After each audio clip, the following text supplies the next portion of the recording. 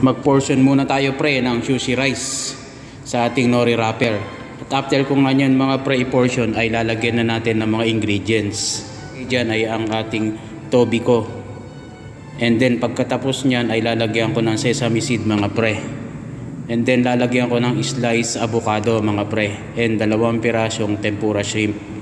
At lalagyan ko rin siya na ginawa ko na crab salad. Nga niyan pre, nang mailagay ko lahat ng mga ingredients niya ay ro-roll na natin yan mga pre.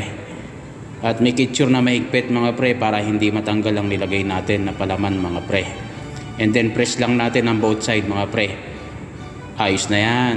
And then cut na natin mga pre ng 5 pieces mga pre.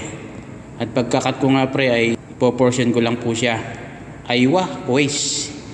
Pagkatapos niyan pre ay ilalagay na natin isa-isa. So pwede rin naman na isabay-sabay mo na yan.